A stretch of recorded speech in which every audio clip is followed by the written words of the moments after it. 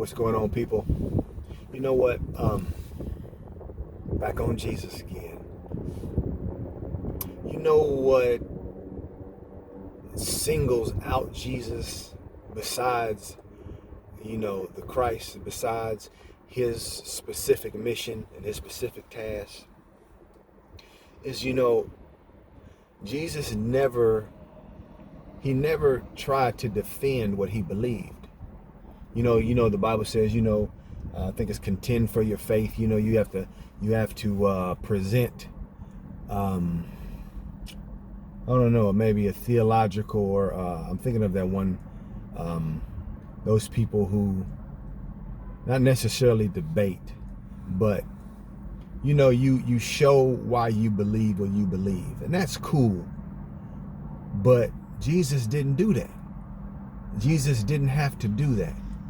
And I think it speaks volumes to who and what we are, to who and what we should be, how we should respond. I do understand that we have to gain knowledge. We have to get understanding. Somebody sows a seed, and then we allow God to water that seed. And that can look a lot of different ways. But something has to be said to ignite the flame. So the flame is going, and God is the one that increases that flame. It's not up to us to increase the flame by way of information. You know what I mean? We put so much on information. We put so much on gaining knowledge.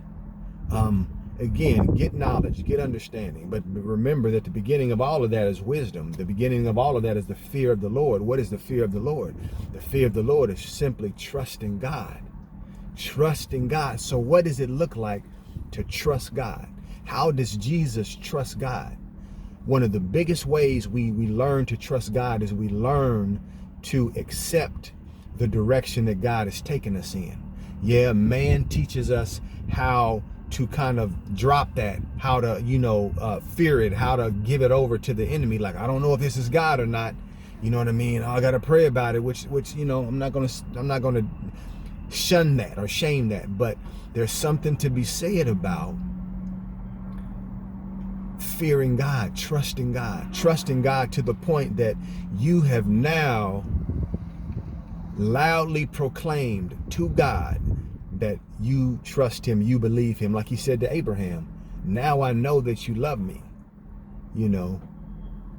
Jesus mastered trusting God, trusting the moment.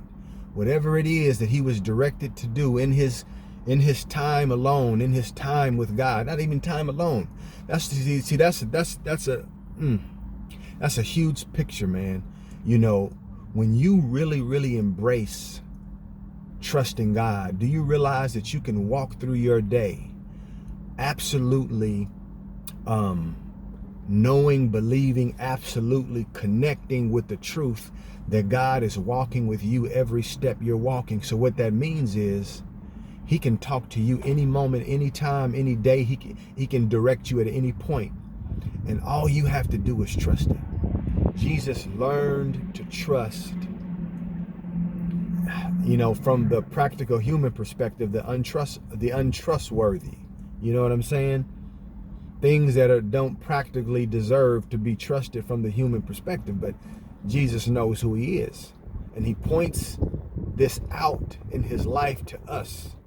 This is who you are. Learn to trust and move in the current of trust.